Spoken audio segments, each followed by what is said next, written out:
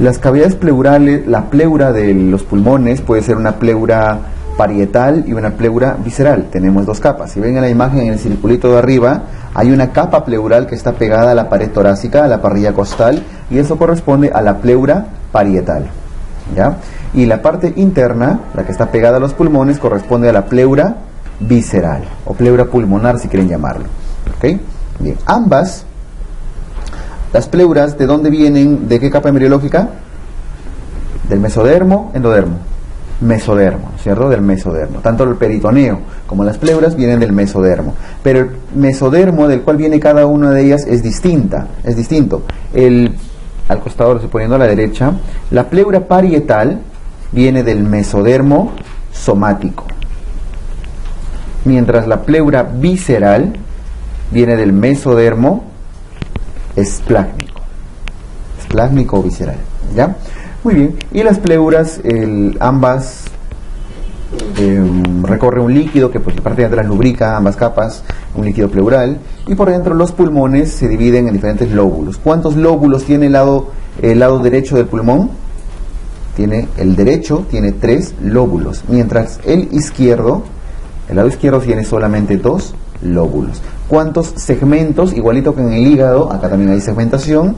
Los segmentos del lado derecho del pulmón son 10, mientras del lado izquierdo hay un poquito menos, ya que solo hay 2 lóbulos, hay menos segmentos, hay 8 segmentos. Algunos consideran 9 dependiendo de en cuántas partes se divida la língula. La língula equivale al más o menos el lóbulo caudado de Spiegel, que vimos el número 4 en el hígado, que había A y B, algo así, ¿ya? Entonces puede ser 8 o 9, pero trabajemos con 8, 10 y 8, ¿ya? Muy bien. Ahora, ¿cómo es esta división? Las cisuras, perdón. Hay una cisura en el lado derecho, una cisura horizontal y una cisura un poco más oblicua, ¿ya? Que divide precisamente en 3 lóbulos. Y mientras en el lado derecho básicamente predomina una cisura solamente oblicua, ¿ya? Más allá de la forma, 2 cisuras del lado derecho, una cisura del lado izquierdo. Y por dentro de esas cisuras también está entrando la pleura y es la que la divide. ¿Ok? Muy bien. Ahora vamos a ver cómo es precisamente que se dividen cada una de estas cavidades. El pulmón del lado derecho más o menos sigue esta forma. Ahí está, la parte superior, luego viene el lóbulo medio, estamos partiéndolo, lóbulo superior, lóbulo medio y lóbulo inferior, más o menos así, el lado derecho del pulmón. Dijimos que había 3 lóbulos y de los cuales había 10 segmentos. En la parte superior hay 3 segmentos, en el más grande, en el superior 3 segmentitos. ¿Cómo se dividen? Hacia arriba, un segmento número 1, que corresponde al segmento apical, que digamos es la parte más superior del pulmón, el ápice pulmonar, ¿ya? Y la parte inferior de ese lóbulo se divide en 2 partes, uno anterior y uno posterior. Al posterior recibe el número 2 y el anterior suele recibir el número 3. Entonces 3 segmentos, a nivel del lóbulo superior. ¿Cuál es el que clínicamente suele tener más importancia? Generalmente el número 1. El número 1 porque a ese nivel suelen presentarse la mayor de neumonías, tuberculosis y demás. En el segmento medio, en el lóbulo medio, se encuentran 2 segmentos, no hay 3 sino 2. ¿Quiénes están acá? El 4 y el 5. Es un lóbulo relativamente pequeño, a pesar que parece grande, hacia atrás tiene muy poquito, y toda la parte posterior está ocupada por el lóbulo inferior, ¿ya? Entonces, este es el 4, que corresponde al segmento lateral, y al costadito está el 5, que corresponde al segmento medial. Listo. 3 arriba, 2 abajo. Por lo tanto, el inferior, el tercer lóbulo, es el que tiene la mayor cantidad de segmentos. ¿Cuánto le faltan? 5 segmentos. Parece chiquito, pero eso se ve solo por adelante. Todos los segmentos de la parte del lóbulo inferior se encuentran hacia atrás, atrás del lóbulo medio. Atrás tenemos al segmento, voy a ponerlo de azulito, pero que está yendo por detrás, al 6, al 7, al 8, al 9, al 10, y el único que se ve es el número 8. único de los 5 últimos, que se ve el número 8, y este segmento que se ve por delante se denomina el segmento anterobasal. Anterobasal, ¿ya? Listo. Ahí están los 10 segmentitos del pulmón derecho. Ahora, el pulmón izquierdo es un poco más pequeño. ¿Por qué? Porque está ocupándose sobre todo por el corazón al medio. Entonces, el corazón toma buena parte y el lado izquierdo se divide más o menos así. ¿Ya? Una parte superior y una parte inferior. Más o menos así. Salud. La parte superior tiene 6 segmentos. 6 segmentos. Mientras la parte inferior tiene 2 segmentos. De ahí viene el hecho de que sean 8. La superior aquí es la que se come la mayor parte de segmentitos. Y también está dividido igual en uno superior, en uno anterior, en uno posterior. Por atrás hay algunos más. Ahora vamos a mencionarlo. Pero lo importante de esto es que en su parte inferior, del lóbulo superior del pulmón izquierdo, hay un segmento que tiene más o menos esta forma, ya, medio cuadrada, que es más o menos como el segmento número 4 del hígado, es decir, así medio independiente. ¿Cómo se denomina? La língula. La língula, ¿ya? O el segmento lingular. Y la língula puede dividirse también en una parte superior y una parte inferior. Superior e inferior, similar al 4A y 4B del hígado. Superior e inferior, ¿ya? Entonces, pregunta muy frecuente en los exámenes que le suelen poner: ¿en qué parte del pulmón se encuentra la língula? En el lóbulo superior del lado derecho, ¿ya? Ok, ahora, ya que la língula se divide en 2 partes, esa es la razón por la que a veces a la segmentación pulmonar a veces lo dividen en 9 y no en 8, la del lado derecho, ¿ya? Hace un rato les comentaba que era 8, ¿verdad? Pero podría también ser 9, ¿ya? Ok, ahora regresamos al pulmón en un ratito. Veamos cómo se ve el pulmón antes de perder la viada del lado derecho. Cómo se ve el pulmón desde su cara interna, porque es de la segmentación. Pero desde su cara interna sigue una configuración que sí la tenemos que conocer. Esta cosa es el ilio pulmonar, o sea, la zona donde ingresan las estructuras vasculares y respiratorias. El ilio viene a ser este juego de estructuras que está al centro, varios circulitos, ese de ahí, ¿ya? ¿Quiénes forman un ilio en la vía respiratoria? La arteria, vena y la vía respiratoria, los bronquios. Muy bien, ahora, es importante que veamos las diferencias entre el ilio del lado derecho con el ilio del lado izquierdo, ¿ya? Al lado izquierdo también tiene su ilio, ¿ok? Muy bien. En este caso, en el lado derecho, los bronquios se encuentran, voy a hacer esquematizarlo al costado, el bronquio, en realidad los 2 bronquios, se encuentran hacia atrás. Es el bronquio. Hacia adelante, de color azul, ¿es la arteria o vena? De color azul. La arteria pulmonar. No olviden que la arteria pulmonar lleva sangre venosa y la vena pulmonar lleva sangre arterial. Entonces, por delante está la arteria y por debajo están las venas. Las venas pulmonares, que en este caso sí son rojitas. Hay una anterior y una posterior, pero las vamos a poner así, las venas, ¿ya?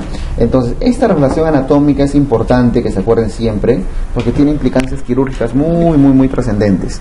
En la parte derecha, la arteria está delante del bronquio, la arteria bronquial, la arteria pulmonar, las ramas de la arteria pulmonar, mientras en el lado izquierdo, aquí estamos viendo el lado izquierdo, el bronquio nuevamente está atrás. No hay problema, vamos a dibujarlo al revés. El bronquio, ¿quién está adelante? Adelante están las venas. En vez de estar abajo como en el lado derecho, las venas se encuentran por delante. Y hacia arriba, de azulito se encuentra la arteria. Entonces es distinta la configuración tanto en el lado derecho como el lado izquierdo, y eso tiene una implicancia quirúrgica que ahorita lo vamos a ver cuando veamos tráquea y bronquios, ¿ok? Lado derecho, la arteria por delante de los bronquios. Lado izquierdo es la vena la que se encuentra por delante de los bronquios, ¿ok? Listo. Ahora, vean del lado derecho,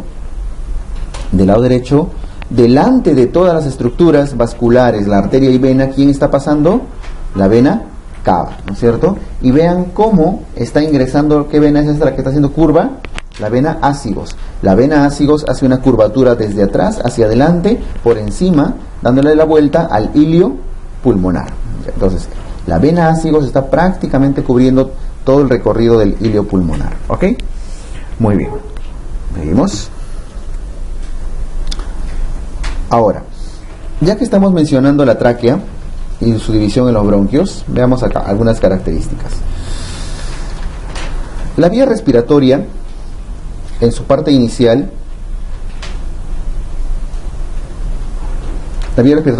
está formada por cartílagos, antes de formarse la tráquea. ¿Cuál es el cartílago más superior que se encuentra? Arriba, que no está dibujado. El hioides, ¿cierto? El hioides. Luego, el hioides es un hueso, ¿ya? Un huesito bastante ancho, en forma de herradura y demás. Debajo está el cartílago tiroides. El tiroides sí es un tejido más cartilaginoso. Y luego viene el cricoides. Entonces siempre está en ese orden: hioides, tiroides y cricoides. Y recién debajo del cricoides empieza la tráquea. Primer anillo traqueal, segundo anillo traqueal, tercer anillo traqueal, cuarto anillo traqueal, quinto, etcétera. Todos los anillos traqueales, ¿ya? Ahora, ¿qué características tienen los huesitos y cartílagos de la región cervical traqueal? En principio, tanto el hioides como el tiroides y la misma tráquea, si lo ven desde arriba, es una estructura ya sea ósea o cartilaginosa, pero incompleta, o sea, forman una herradura. Quiere decir que por atrás no está completo, ya sea de hueso o de cartílago.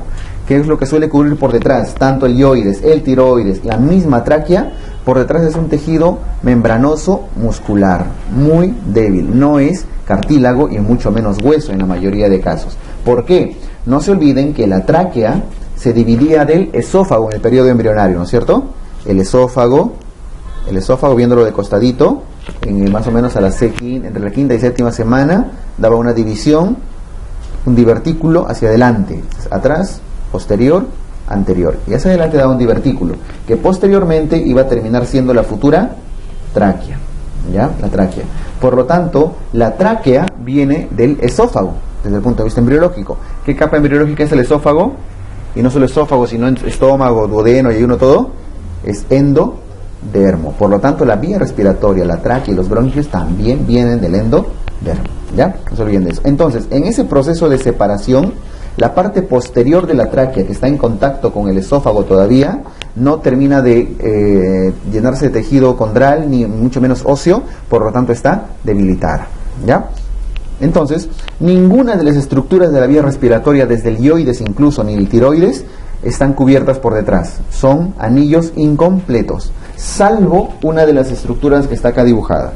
Solo una de estas estructuras tiene un anillo completo. ¿Cuál es?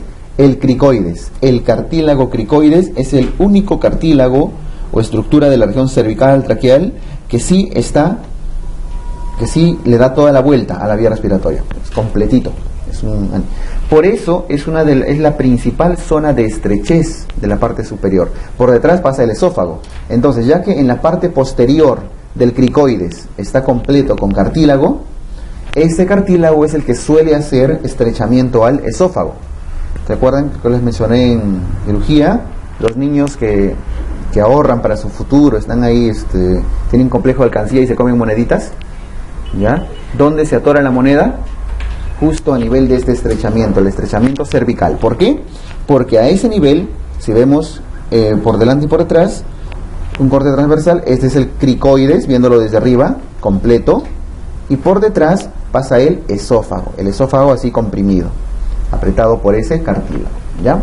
Listo, esa es la principal zona de este es el esófago, del cricoides. Principal zona de estrechamiento del esófago, el estrechamiento cricoideo. Luego de eso ya vienen las estructuras traqueales. Ahora, ¿qué otra importancia tiene aquí en los cartílagos y su unión con la tráquea? Entre el cartílago tiroides y el cartílago cricoides suele accederse de emergencia a la vía aérea. ¿Cómo se llama la punción que se hace entre el tiroides y el cricoides? La punción cricotiroidea, es decir, la cricotirotomía. Cricotirotomía, o sea, un corte, un punzamiento del espacio cricotiroideo. También se le llama cricotiroidotomía. Pero ya, generalmente con una aguja se accede ahí. ¿En quiénes? En quienes tienen obstrucción de la vía aérea. Ustedes tienen su compañero y alguien que salió y le picaron 20 abejas afuera, ¿no? se le cayó pues la raspadilla y ¡pum! Se le las tragas encima. Lo picaron. Viene acá con un edema de glotis. ¿Ustedes qué van a hacer? Agarrar una aguja, un lapicero, lo que tengan, ¡pah!, van a clavar en el cuello. ¿No? ¿Para qué? Para que pueda entrar aire. Eso se llama cricotilotomía. Porque hay otro acceso que se hace un poquito más abajo, entre el segundo y tercer anillo traqueal, que corresponden a las traqueostomías. Ahí está, así. Entra una cánula ya también. Esto se hace ya con una cirugía. Eso se denomina traqueostomía. Traqueostomía, o sea, ostomizar la tráquea. Ambos son accesos de la vía aérea de emergencia.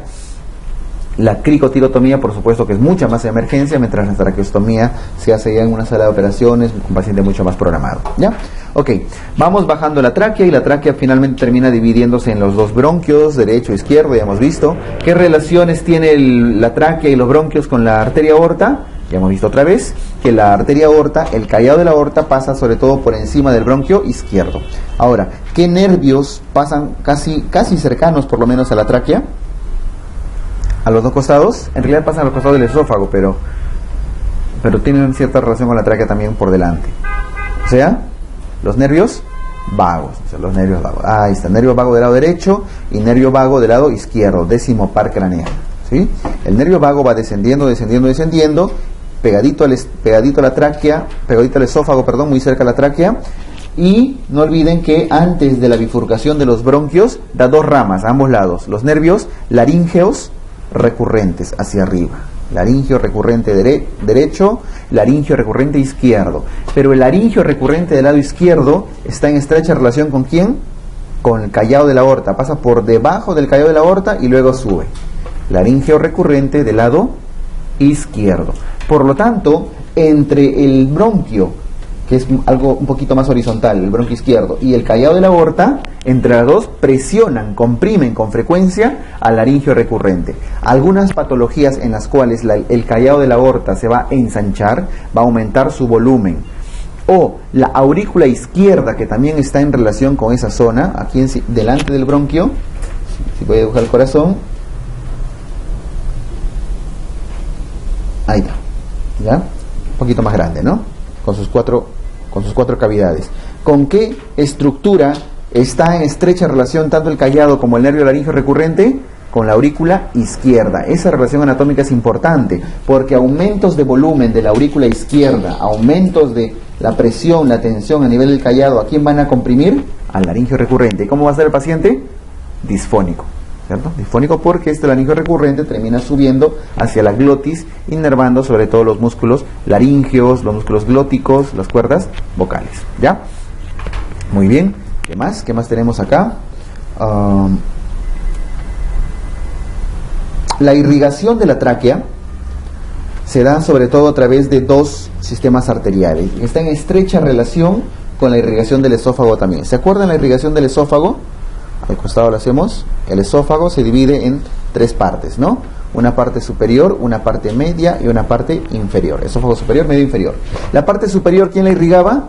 La tiroidea inferior. La arteria tiroidea inferior, rama de la arteria subclavia, eso dijimos, ¿no? El esófago medio, sobre todo por las arterias bronquiales, ramas de la arteria aorta, ¿ya? Y la parte inferior del esófago está irrigado por las arterias gástrica izquierda, la arteria frénica izquierda, ¿qué más? Las arterias gástricas cortas que vienen desde la arteria esplénica. O sea, un montón de ramitas dan ramas para el esófago inferior. Muy bien, eso es el esófago. Y la tráquea, que es lo que queremos mencionar ahorita. Muy bien, ahí está la tráquea. Ahí está. La tráquea que se divide en sus dos bronquios. La parte que irriga el tercio superior del esófago es la misma que irriga la parte superior de la tráquea. La parte que irriga el tercio medio de la tráquea es la misma que irriga la mitad inferior de la tráquea. Aquí no hay tercios, básicamente mitad superior y mitad inferior, ¿ya? Entonces comparte la irrigación de las dos primeras partes del esófago. Por lo tanto, ¿quién irriga el tercio superior la mitad superior, de la tráquea?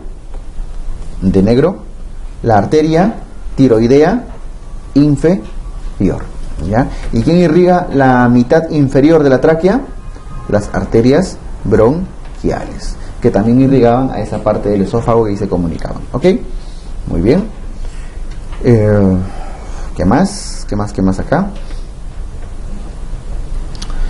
Los mediastinos que tenemos en imágenes al costado, son los espacios de la cavidad torácica, se dividen entre los dos pulmones. Entre las dos cavidades pulmonares está el mediastino, ¿no es cierto? Al medio. El mediastino se divide en dos partes, un mediastino superior y un mediastino inferior. ¿Cuál es la línea que lo divide? Esta línea horizontal, que se encuentra ¿a qué nivel? A nivel de T4. Otra vez, ¿quién estaba a nivel de T4? Bifurcación de la aorta, el callado de la aorta y la bifurcación de la tráquea. A ese nivel se divide en una parte superior, mediastino superior, y un mediastino inferior. El mediastino superior no tiene grandes divisiones. En el superior, ¿quiénes están principalmente? Los grandes vasos. El callado de la aorta, la vena cava superior, las subclavias, la división de los troncos brachiocefálicos, etc. Grandes vasos en general. En el mediastino inferior, este sí se divide en tres partes, ¿ya? Una parte anterior, una parte media y un mediastino posterior. En el anterior, ¿quién se encuentra? El timo. La única estructura que forma parte del mediastino anterior es el timo. Ya que el timo involuciona, termina desapareciendo, entonces prácticamente el mediastino interior también termina desapareciendo y convirtiéndose en un espacio solamente virtual. ¿Quién está en el mediastino medio? El corazón, ¿no? El corazón. ¿Y quién está en el mediastino posterior? Esófago. ¿Quién más? La aorta. ¿Quién más? La vena cava, el conducto torácico, los nervios vagos, etcétera. Las estructuras más nobles que pasan por el tórax. ¿Por dónde pasan? Por atrás, bien protegidos ahí por la columna vertebral, ¿no? Muy bien. ¿Y por dónde pasa la tráquea? ¿Medio o posterior? La tráquea. Por ninguno de los dos, porque no olviden que T4 divide superior e inferior. ¿Y a qué nivel está T4? A nivel de la bifurcación de la tráquea entre los dos bronquios. Por lo tanto, en la imagen de la izquierda, T4 es esta línea de acá. Por lo tanto, la tráquea está por encima de T4, ¿no es cierto? La tráquea es parte del mediastino superior. Tráquea, ¿ya? Ahí les suelen agarrar siempre en los exámenes, ¿ya? La tráquea es mediastino superior. Por supuesto que el esófago también tiene una porción del mediastino superior. Parte de la que no tiene porción en el mediastino superior, ¿quién va a ser? La aorta, porque el callado de la aorta justamente se da a ese nivel de T4. Entonces, muy poquito va a estar arriba. La tráquea sí. ¿Ya? ¿Listo? Abajo la imagen que tienen, estaba a la derecha, ¿no? Mira, ahí está, la tráquea hacia arriba. El esófago también en su tercio superior también se encuentra hacia arriba de esta línea. ¿Ya? ¿Listo?